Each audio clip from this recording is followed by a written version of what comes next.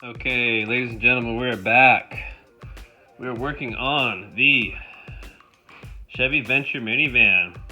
I've got it up on the jack stands. I've got the subframe lowered a little bit. Front bolts are actually out of the threads. The rear bolts are probably 3 or 4 threads from being dropped. I was able to determine that I did in fact have cylinder head gasket issues. You can see right here how gunked up that is. That's the coolant passage that's right next to cylinder number 1, which was the one that was misfiring when I'd started up, which was kind of a sign that obviously it could have been an ignition issue or something else, but it would very quickly clean itself up. So I'm thinking what happened based on some videos I was watching, as it would sit, coolant would leak into the cylinder, and then when it starts up, basically you would have the coolant causing a misfire until it basically burned it or pushed its way out. So, and I was able to let it sit for a real long time, started up. I had a pretty good amount of exhaust, like white smoke coming out of the exhaust, and it was freezing cold, but definitely more coolant coming out than condensation. And then lastly, what I did is I through the radiator here, I was able to run it and use a head gasket leak detector, which is really just a fluid that you put into a little cylinder there, and you basically suck air up into the cylinder, and if this fluid turns yellow from blue, it means exhaust gases have entered it. So anyways, kind of a dual verification there that I definitely had cylinder head gasket issues. And of course, I went ahead and pulled everything apart. I'm almost there. I've got, let me get my light figured out here. I've got this bracket to remove. From what I understand and what I can remember, because I've done a couple of these before, is I'm gonna have to unbolt the air conditioning compressor. That will remove. I'm gonna take off the pipe, the exhaust pipe to manifold connection, and then I'm gonna, of course, take all the push rods out, keeping them marked. Those of you who don't know, you want to make sure those go back where they came from, because they have mated to the lifters, and that way there's no new rub spots that will cause wear and or any noise possibly. But basically, you get the push rods out and then unbolt the heads, inspect them. Hopefully it's just a gasket replacement. Hopefully there's no warpage or anything like that. I caught it pretty early. And then next, what I'll be doing is removing this cover on the transmission here, because I also have one of the common, this one here. I basically gotta, I think, get the power steering rack out of the way or do something. Basically remove this cover, and then the 4th gear, I don't have any 4th gear or overdrive, which is a common issue. The splines on, I think, the 4th gear output shaft or something like that, they weren't hardened steel, so they would just basically shear right off, and it would shift into 4th, and basically it wouldn't go out of 3rd. So that's what I have going. I'm going to do that at the same time. So pretty standard. This is a lot nicer of a project than the plow truck, just because it's newer. Everything's going to fit together a lot better. But I'm getting there. We are down a vehicle, so I'm basically having to jam this thing out. One complaint, this new part I replaced, this is an aftermarket Dorman product that is the, I guess they call it the wiper transmission. It bolts to the motor, and it basically allows this part to go round and round, and then it has a little catch point on there that actually already broke. Basically, this thing is not quite long enough, so the wipers aren't able to actually seat all the way, so it's kind of annoying, but they work, and it's a discontinued part, so the best luck I'll have is to find one at a junkyard. Anyways, here's my parts This is where the heads are going to go. I've got my valve covers, lower manifold with the fuel rail still installed. I got my cross pipe. I got my bracketry. I got the thermostat neck. Got my upper intake alternator. I had to remove that after I pulled that off. So alternator is kind of a tight fit. And the rest of the stuff. And this stuff is plow truck stuff. So still waiting on the plow truck. It's going to get back from the transmission shop. The shop that rebuilt it is taking a look because I got a little bit of noise in reverse. So I'm just praying that they, I don't know. I just do not want to have to take that transmission back out. Oh, please, Lord. And anyway, so this is getting pretty close. Get the heads off, and then I gotta just order up some parts. So definitely satisfied with that. I just wanted to show you guys a little progress.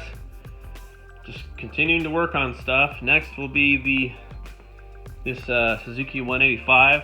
I've actually been storing it for the client that I'm working on it for. I've got the rear tire off because it is flatter than flat. And of course the Corvette, which has its little list of things that it needs. Basically you can add I could probably cover the windshield with what this needs. But anyways, just wanted to kind of do a quick update video. I'd like to be able to start filming stuff as I'm working on it, but I just don't have the tripods and whatnot.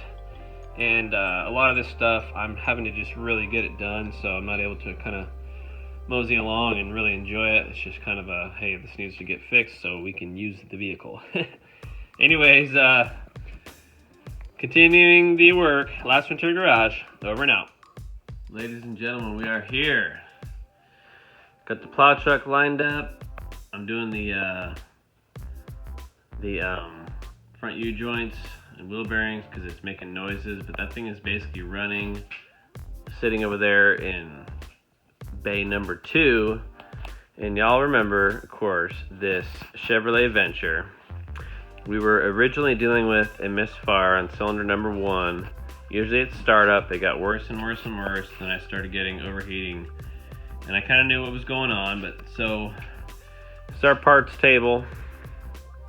Got the front head off, left-hand side of the engine, basically, but the front closest to the radiator. Got that off. Notice some gasket, part of the head gasket on the engine side that were definitely showing signs of weakness. But if we look over here at Exhibit A, I get my light. You can see basically. So this is cylinder number 1, 3, and 5. Okay. So obviously you can see the carnage that was happening in cylinder number 1. In fact, it looks like a Tim Burton character, doesn't it? With the eyes, nose, and mouth. But anyways, so let's zoom in here. Let me find a way to set up my light, because I want to make sure there's good lighting. Let me do this.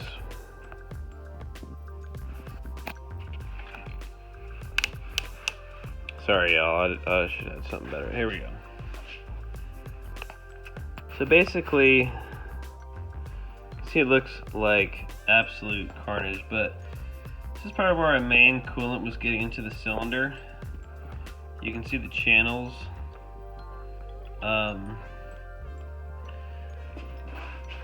You can see those channels there where the coolant was literally like, okay, you know, it's flowing through here, and then, okay, let's find our way into the little ring and then in, right?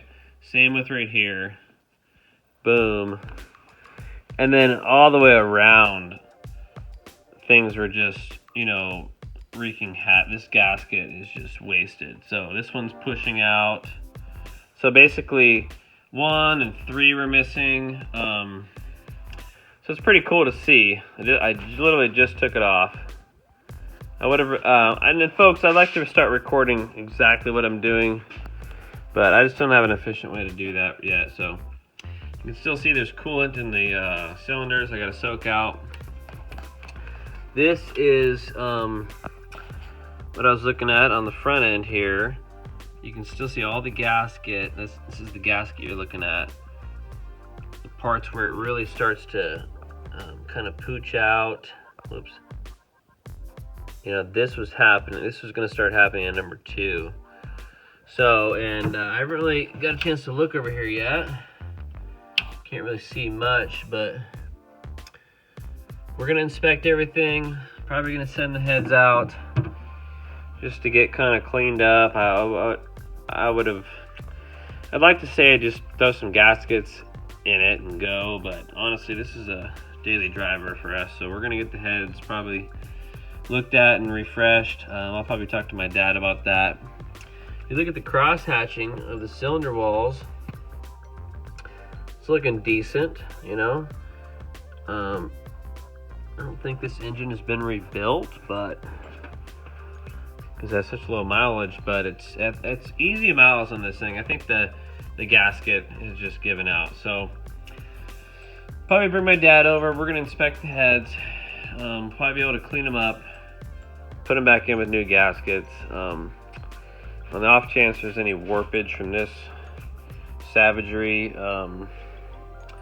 maybe we'll take them to the machine shop. But next on the list, after we get this lined out, is this 4th gear. Yes, this van does not have 4th gear or overdrive, so that is also something. I think Vacation Time, I can't remember his channel, but he's preached a lot on these 3400s, as he calls them, in 3100s, and I just call them other liters. 3400 cc is equal to 3.4 liters, so it's obviously either or works great, and so cool to see people on YouTube sharing their secrets. And you could almost see, and you can see kind of the burn pattern. There's a nice brown, then it starts to get, it starts to kind of go south right around here. You see that? This whole area was just like infected with coolant leaking. And then what started to happen was cylinder pressure was starting to get into these and just basically push coolant out. Well, that's where the reservoir was, but it would start just pushing coolant out. So it's pretty cool. It's a big job. We got to buy some parts. We're going to do a battery at the same time. We're going to probably do this AC clutch, because that thing has been clickety clackety ever since we've had it. Probably replace that clutch. I'm hoping that'll fix the noise. I don't think the compressor has any issues, but that clutch is just raggedy. We'll do a AC check, put a little oil in there, and we're good to go, guys, right? Shoot, man. Well, good luck in everybody's build. I hope this helps. If you're watching it, 3.4 liter, give me a shout if you have any questions about 83 trucks, 84 trucks, 84 Corvettes, really anything, because my background is about 10 years diagnosis and repair, and 5, 6, 7, 8 years before that was just emission inspecting and oil changes, among a mishmash of things that I did. But anyways, just wanted to share this with everybody. I think this is so exciting. This transmission, I'm gonna have to split the cover right here. So if you look at it from a way up, I guess. Let me figure out how to film decently for you guys. Engine, transmission. Basically, rear end of this transmission is a big cover.